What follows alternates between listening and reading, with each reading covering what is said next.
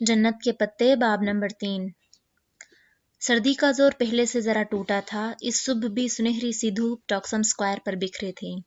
मुजस्सिमा आज़ादी के गिर्द हर सो सोने के जर्रा चमक रहे थे। वो दोनों सुस्त रवि से सड़क के किनारे चल रही थी जब डीजे ने पूछा, हया, यह टॉक्सम नाम कितने मज़े का है, इसका मतलब क्या हुआ भला? मैं शहर की मेयर हूँ, जो मुझे पता होगा। नहीं, वो मेरी गाइड बुक में लिखा था कि टॉक्सम अरबी का लफ्ज़ है और इसके मानी शायद बांटने के हैं, क्योंकि यहाँ से नहरें निकल के सारे शहर में बढ़ जाती थीं। तुम्हें अरबी आती है ना, इसलिए पूछ रही हूँ। अरबी में तो टॉक्सम नाम का कोई लफ्ज़ नहीं है और अरबी में बांटने को तक़सीम कहते हैं। वो एकदम रुकी और बेइख्तियार सर पे हाथ मारा।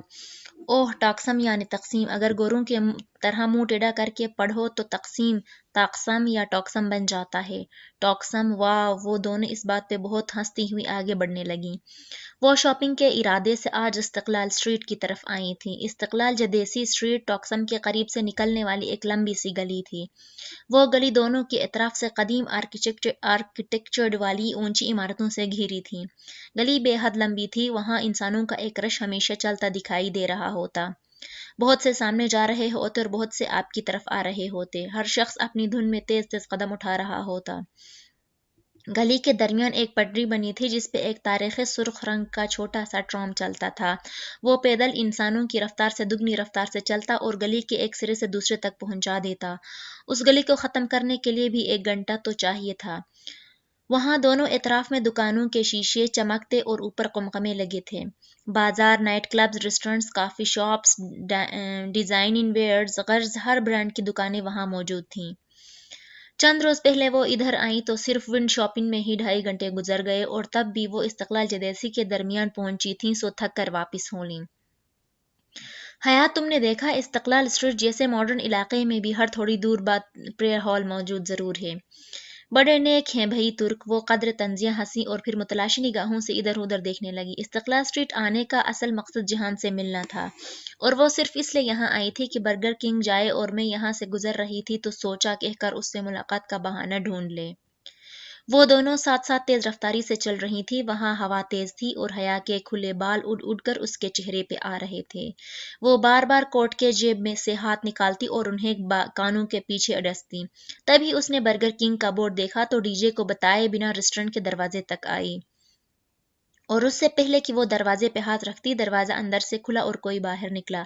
वो बेइख्तियार एक तरफ हुई। वो जहान था और वो उसे पहचान गई थी, मगर वो अकेला नहीं था। वो उसके सामने से आता साथ से निकल कर गुजर गया तो वो पलट कर देखने लगी। डीजे ने उसे रुकते नहीं देखा था। वो अपनी धुन में दुकानों को देखती चलती गई और वो लोगों के रेले में आगे बह गई। हया यूं ही अपने घुटनों तक आते सियाकोट के जेबों से हाथ डाले उसे देख रही थी। अब वो हवा के रुख पे खड़ी थी तो उसके बाल पीछे की तरफ उड़ रहे थे। जहान उनसे दूर जा रहा था। उसके साथ एक दराज कद लड़की भी थी। कोट स्कर्ट में मलबूस, अपने सुर्ख बालों को ऊंचे जोड़े में बांधे वो लड़की नागवारी से हाथ हिला हिला कर कुछ कह रही थी। जहान ने उसे नहीं देखा। उसे यकीन था। वो दौड़कर उनके पीछे गई। वो दोनों बहुत तेज चल रहे थे। उनकी रफ्तार से मिलने की सही में वो एशियाई लड़की हाँफने लगी थी। बेमुश्किल वो उनके एन अकब में पहुंच पाई। लड़की बुलंद आवाज में नफी में सर हिलाती कुछ कह रही थी। जहान भी खासा झुंझुलाया हुआ जवाबन बहस कर रहा था। वो तुर्क बोल रहे थे या कोई दूसरी जबान, वो फैसला न कर पाई। शायद तुर्क नहीं थे। शायद वो तुर्क नहीं थी। बहुत लंबे लंबे फ़िक्रे बोल रहे थे और जितनी तुर्क हया ने अब तक सुनी थी वो ऐसी नहीं थी। तुर्क में फ़िक्रे छोटे होते थे। बस फ़ेल इस्तेमाल किया और उसके आगे पीछे साबिक़े लाहिक़े लगा लगा कर एक बड़ा लफ्ज़ बोल दिया जो मानी में कई फ़िक्रों के बराबर होता था। जहान जहान वो शोर और रश में बेमुश्किल इतनी आवाज़ से उसे पुकार पाई कि वो सुन सके। उसकी तीसरी पुकार पे वो रुका। लड़की भी साथ रुकी। वो दोनों एक साथ पलटे। उसके होंठ जहान को देखकर एक मासूम मुस्कुराहट में ढलने लगे थे। क्या मसला है? उसने संजीदा उखड़े उखड़े अंदाज में उबरू उठाए। उसके चेहरे पे इतनी सख्ती और नागवारी थी कि हया के मुस्कुराहट में खुलते लब बंद हो गए। उसका रंग फीका पड़ गया। मैं हया, वो बेयकीनी से बिना पलक झपके उसे देख रही थी। उसे शक गुजरा कि जहान ने उसे नहीं पहचाना। हाँ तो फिर? वो भुएं सुकेड़े बोला। वो लड़की कोट की जेबों में हाथ डाले खड़ी नापसंदीदगी से हया को देख रही थी। پھر حیا نے بے یقینی سے زیر لب دہرایا، وہ ششدر سی جہان کو دیکھ رہی تھی۔ کوئی کام ہے؟ وہ بے مشکل ضبط کر کے بولا۔ حیا نے دھیرے سے نفی میں سر ہلایا، اس میں بولنے کی سکت نہیں رہی تھی۔ تو میری شکل کیا دیکھ رہی ہو؟ جاؤ۔ وہ شانے چھٹک کر پلٹا۔ لڑکی بھی ایک اچٹتی نگاہ اس پر ڈال کر مڑ گئی۔ استقلال اسٹریٹ پر لوگوں کا ریلا آگے بڑھتا گیا۔ جہان سکندر اور اس لڑکی کے پیچھے بہت سے لوگ اس سمت جا رہے تھے۔ کتنی ہی دیر وہ ساکت کھڑی بہت سے سروں کی پشت کے درمیان اور ان دونوں کو دور جاتے دیکھتی رہی۔ اس کی پلکیں جھپکنا بھول گئی تھیں۔ ان دونوں کے سراپے ہجوم میں گم ہو رہے تھے۔ وہ دو نقطے بنتے جا رہے تھے، مدھم دور، بہت دور۔ حیا حیا ڈی جے کہیں دور اتھل پتھل سی سانسوں کے درمیان چل رہی تھی، مگر وہ نہیں سن رہی تھی۔ وہ اسی طرح بھیڑ کی درمیان پتھر ہوتی کھڑی اس سمت دیکھ رہی تھی۔ وہ بہت دور جا چکے تھے۔ ساکت پتلیوں میں اب درد ہونے لگا تھا۔ بلاخر بوجھ سے اس کی پلکیں گھری اور جھک کر اٹھی تو منظر بھیگ چکا تھا۔ اس نے پھر سے پلکیں جھپکائی تو بھیگی نظروں سے قطرے رخساروں پر گرنے لگے۔ سامنے کا منظر قدرے واضح ہو گیا تھا، مگر لمحے بھر کی تاخیر سے اس کا تعاقب ہار گیا تھا۔ وہ دونوں بھیڑ میں گم ہو گئے تھے۔ وہ اپنا منظر کھو چکی تھی۔ آنسو ٹپ ٹپ اس کی ٹھوڑی سے نیچے گردن پر لٹکتے گئے۔ حیا کدھر رہ گئی تھی تم؟ ڈی جے نے نڈھال سے آ کر اس کا شانہ جھنجھوڑا۔ اس کا سانس پھول چکا تھا اور وہ ہانپ رہی تھی۔ میں کہیں بہت دور پیچھے رہ گئی ہوں ڈی جے، وہ اس سمت دیکھتے ہوئے بڑبڑائی۔ اس نے ایک ہاتھ سے اوون کا ڈھکن کھولا اور دوسرے ہاتھ سے گرم ٹرے باہر نکالی۔ ٹرے پہ بھوری خستہ گرما گرم جنجر بریڈ تیار پڑی تھی۔ ادرک کی ہلکی سی خوشبو سارے کچن میں پھیلی تھی۔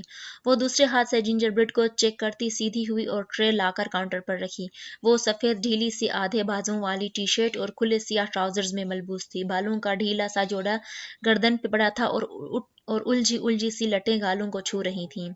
ٹی شرٹ کے اوپر پہنے ایپرن پہ جگہ جگہ چاکلیٹ اور کریم کے دبے لگے تھے۔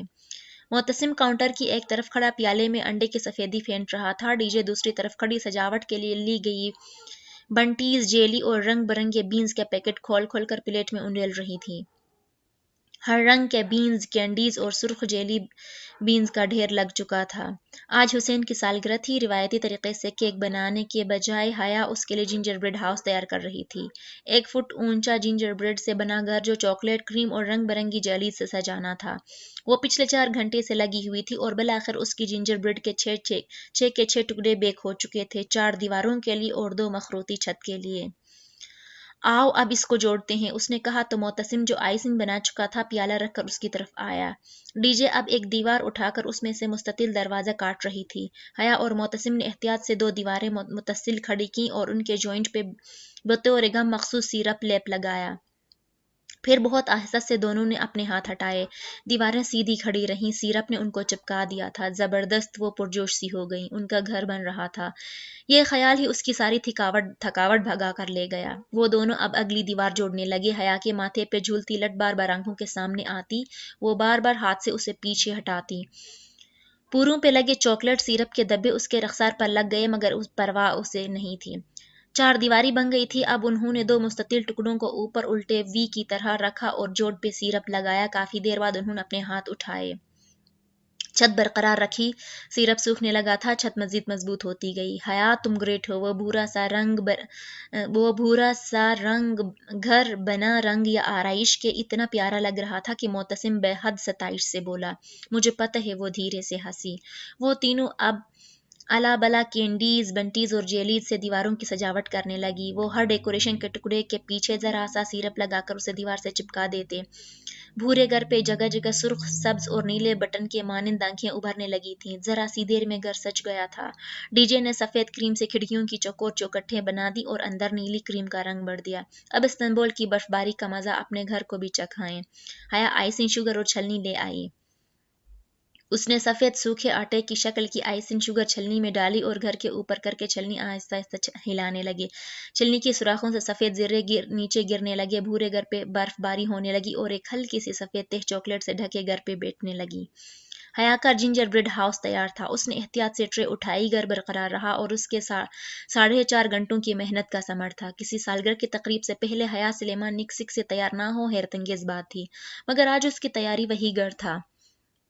اسے اپنے رف فلیے ایپرن اور چہرے پہ لگے دھبوں کی پرواہ نہیں تھی. اس کی ساری توجہ ٹرے میں رکھے جنجر بریڈ ہاؤس پہ تھی. وہ ڈی جے اور معتصم کے پیچھے چلتی کامن روم میں داخل ہوئی. وہاں فاصلے فاصلے پر گول میزوں کے گرد کرسیوں کے پھول بنے تھے. درمیانی میز پہ گفٹس اور حسین کا لایا ہوا کیک رکھا تھا. 12 ممالک کے ایکسچینج اسٹوڈنٹس آ چکے تھے اور وہ کوئی سرپرائز پارٹی نہ تھی. سو حسین کی بڑی میز کے پیچھے کھڑا ہنستا ہوا ٹالی کا گفٹ لینے کی کوشش کر رہا تھا جسے ٹالی بار بار پیچھا کر رہی تھی. سرپرائز! حیا نے پکارا تو سب نے ادھر دیکھا. معتصم اور ڈی جے کے پیچھے وہ چوکھٹ پہ کھڑی تھی. دونوں ہاتھوں میں اٹھائی ٹرے میں وہ فیری ٹیل ہاؤس رکھا تھا اور حیا کو پتا تھا وہ ہینسل اور گریٹل کے جنجر بریڈ ہاؤس سے زیادہ خوبصورت تھا. واو! بے اختیار بہت سے لبوں سے ستائش نکلی. حیا تم نے میرے لیے اتنا کیا. حسین بے حد متاثر ہوا تھا. اس نے مسکراتے ہوئے شانے اچکائے. وہ دروازے میں کھڑی تھی. دروازہ آدھا کھلا تھا اور سردی اندر آ رہی تھی. آؤ حیا اسے میز پہ لے آؤ. معتصم بڑی میز پہ گفٹس کیک اور دوسری ڈشز کے درمیان چیزیں ہٹا کر جگہ بنانے لگا. سردی کی لہر دروازے سے اندر گھس رہی تھی. اس نے بائیں ہاتھ میں ٹرے پکڑے دایاں ہاتھ بڑھا کر دروازہ دھکیلنا چاہا. وہ بدقسمتی کا لمحہ تھا. دروازے کے نوب کو اس نے چھوا ہی تھا کہ دروازہ زور سے پورا کھلا اور کوئی تیزی سے اندر داخل ہوا. کھلتے دروازے نے اس کا بڑھایا ہاتھ پیچھے دھکیلا اور وہ توازن برقرار نہ رکھ سکی. بے اختیار ایک قدم پیچھے ہٹی اور تب ہی اس کے بائیں ہاتھ میں پکڑی ٹرے ٹیڑھی ہوئی. اوہ نو! بہت سی دلزوت چیخیں بلند ہوئی اور ان میں سے سب سے دل خراش اس کی اپنی چیخ تھی. الٹی ہوئی ٹرے اس کے ہاتھ میں رہ گئی. ہلکی سی ٹھڑکی آواز کے ساتھ جنجر بریڈ ہاؤس زمین پہ جا گرا.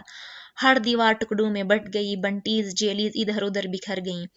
فرش پہ بریڈ، چاکلیٹ، کریم اور رنگ برنگی بنٹیوں کا ایک ملبہ پڑا تھا اور وہ سب سناٹے کے عالم میں پھٹی پھٹی نگاہوں سے اسے دیکھ رہے تھے. کتنے ہی پل وہ شوق کے عالم میں اس ملبے کو دیکھے گئی. پھر اس کے پار نظر آنے والے جوگرز کو دیکھا اور وہ اپنی ششدر نگاہیں اوپر اٹھائیں. وہ جہان سکندر تھا اور اتنی ہی بے یقینی و شوق سے اس ملبے کو دیکھ رہا تھا. حیا کے دیکھنے پہ بے اختیار اس نے نفی میں سر ہلایا. حیا آئی ایم سوری، میں نے جان بوجھ کر نہیں. مجھے پتہ نہیں تھا تم سامنے ہو. اوہ گاڈ! تاسف ملال کے مارے وہ کچھ نہیں کہہ پا رہا تھا.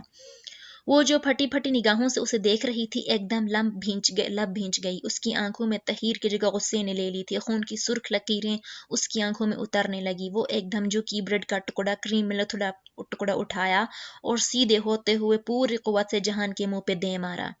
وہ اس غیر متوقع حملے کے لیے تیار نہیں تھا. کریم میں لتھڑا ٹکڑا اس کے گردن میں لگا تو وہ بے اختیار 2 قدم پیچھے ہٹا. ٹکڑا اس کی شرٹ پہ سے پھسلتا نیچے قدموں میں جا گرا. اس نے گردن پہ لگی کریم کو ہاتھ سے چھوا اور پھر انگلیوں کی پوروں کو بے یقینی سے دیکھا. حیا میں نے جان بوجھ کر نہیں کیا.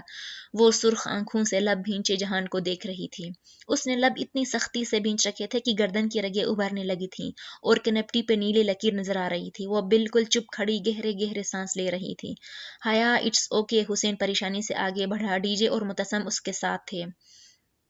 حیا میں نے واقعی نہیں دیکھا تھا کہ تم shut up just shut up. وہ اتنی زور سے چلائی کہ آگے بڑھتا حسین وہیں رک گیا. چلے جاؤ تم یہاں سے، کہیں بھی چلے جاؤ مگر میری زندگی سے نکل جاؤ. تم میرے لیے عذاب اور دکھ کے علاوہ کچھ بھی نہیں لائے ہو. نکل جاؤ اس کمرے سے. اس نے اردو میں چلا کر کہا تھا. 12 ممالک کے ایکسچینج اسٹوڈنٹ میں سے اردو کوئی نہیں سمجھتا تھا سوائے ڈی جے کے، مگر وہ تمام متاسف کھڑے طلبہ سمجھ گئے کہ وہ کیا کہہ رہی ہے. حیا جہان کی آنکھوں میں دکھ ابھرا. میرا نام بھی مت لو. اس نے گردن کے گرد بندے ایپرن کی ڈوری ہاتھ سے نوچی. ایپرن ایک طرف اتار پھینکا اور بھاگتی ہوئی باہر نکل گئی. سیڑھیوں کے اوپر لگا بلب اس کے آتے ہی جل اٹھا تھا. وہ تیزی سے چکردار سیڑھیاں اترنے لگیں. آنسو اس کے چہرے پہ بہہ رہے تھے. آخری سیڑھی پھلانگ کر وہ اتری اور برف سے ڈھکی گھاس پہ تیز تیز چلنے لگی. باہر تیز سرد ہوا تھی. ہلکا ہلکا سا کوہر ہر سو چھایا تھا. وہ سینے پہ بازو لپیٹے سر جھکائے روتی ہوئی چلی جا رہی تھی اور اسے پتا تھا کہ وہ ایک جنجر بریڈ ہاؤس کے لیے نہیں رو رہی. پہاڑی کی ڈھلان اتر کر سامنے سبانجی کی مصنوعی جھیل تھی. جھیل اب خاصی پگھل چکی تھی، پھر بھی فاصلے فاصلے پہ بڑے بڑے برف کے ٹکڑے تیرتے نظر آ رہے تھے. وہ جھیل کے کنارے رک گئی. تیز دوڑنے سے اس کا سانس پھول گیا تھا. پتلی ٹی شرٹ میں سردی لگنے لگی تھی. ڈھیلا جوڑا آدھا کھل کر کمر پہ گر گیا تھا. وہ تھکی ماندی سی گھاس پہ بیٹھ گئی اور سلپر سے پاؤں نکال کر ٹھنڈے پانی میں ڈال دیے. وہ خود اذیتی کی انتہا تھی. گھٹنوں کے گرد بازو لپیٹ کر سر نیچے جھکا کر وہ ایک دم سے بہت پھوٹ پھوٹ کر رونے لگی. मसनवी झील का पानी रात के अंधेरे में चांद की रोशनी से चमक रहा था, गोया चांदनी का एक बड़ा सा वर्क सियाह पानी पे तैर रहा हो। दूर जंगलों से परिंदों की आवाज वक्फे वक्फे से सुनाई देती थी। कई लम्हे रेत की तरह फिसल कर चांद की झील की चांदनी में गुम हो गए तो उसने कदमों की चाप सुनी, गोया उसके साथ खड़ा हुआ था। उसने भीगा चेहरा उठाकर देखा, वो जीन्स की जेबों में हाथ डाले लब काटता संजीदा सा उसके साथ खड़ा था। सॉरी हया, मैं माजरत करने आया था। उसका उस रोज काम की परेशानी में मैंने तुमसे मिसबिहेव किया। मगर वो चुपचाप बेआवाज रोती उसे देखे गई। आई एम रियली सॉरी, मैंने तुम्हारा इतना नुकसान कर दिया। मैंने तुम्हें देखा नहीं था, मुझे मालूम नहीं था कि तुम दरवाजे के पार खड़ी हो। मैंने तुम्हारा बढ़ा हुआ हाथ नहीं देखा था। अपनी दानिश में मैं बहुत तेज चल रहा था और अनजाने में तुम्हारा हाथ धकेल दिया। तुम्हारी सारी रियाजत ज़ाया कर दी। शायद वो सिर्फ जिंजर ब्रेड हाउस की बात कर रहा था, या शायद उनके ताल्लुक की। वो अभी कुछ भी सही या गलत समझना नहीं चाहती थी। मगर मैं मदावा करूंगा, मदावा। उसके बहते आंसू पल भर को थमे। हाँ, मैं बिल्कुल तुम्हें ऐसा ही जिंजर ब्रेड हाउस बनाकर ला दूंगा। और उसका दिल चाहा वो फुट फुट कर फिर से रो दे। माई फुट जहां सिकंदर, वो एक झटके से उठी और गीले पैर पानी से निकालकर सिलपेड्स में डाले। मेरी जिंदगी में जिंजर ब्रेड हाउस से भी बड़े मसाइल हैं। वो तेजी से पलटी तो ढीले जोड़े का आखिरी बल भी खुल गया और सारे बाल आबशार की तरह कमर पर सीधे गिरते गए। वो तेज तेज कदम उठाती ऊपर ढलान पे चढ़ने लगी। जहान लब काटता उससे दूर जाते देखता रहा। वो तकिए से टेक लगाए पांव लंबे किए कंबल में लेटी थी। दोनों हाथों से मोबाइल थामे वो गेम खेल रही थी। सामने वाले बंक पे टाली मुंह पे तकिया रखे सो रही थी। चेरी स्टडी रूम में थी। खतीजा नीचे अपने बंक की कुर्सी पे बैठे मेज पे रखे लैपटॉप की कुंजियों पे उंगलियां चला रही थी। हुसैन का बर्थडे जिंजर ब्रेड हाउस टूटने से खराब नहीं हुआ, उसका बर्थडे तुम्हारी ओवर रिएक्शन से खराब हुआ है। तुमने अपने कजन के साथ अच्छा नहीं किया, उसका कसूर नहीं था। उसने वाकई तुम्हें नहीं देखा था। अगर तुम थोड़ा सा जब्त कर लेती और खुले दिल से अपने कजन को वेलकम करती तो हम उस टूटे जिंजर ब्रेड हाउस को यादगार बना लेते। उसे एक दूसरे के चेहरों पे मलते, उसके साथ तस्वीरें खिंचवाते और क्या कुछ न कर दे। चीजें वक्ती होती हैं, टूट जाती हैं, बिखर जाती हैं। रवैये दायमी होते हैं, सदियों के लिए अपना असर छोड़ जाते हैं। इंसान को कोई चीज नहीं हरा सकती जब तक वो खुद हार मान न ले, और तुमने आज एक टूटे हुए जिंजर ब्रेड हाउस से हार मान ली। लैपटॉप की स्क्रीन पे निगाहें जमाया। डीजे तेजी से उसकी कुंजियां टाइप कर रही थी।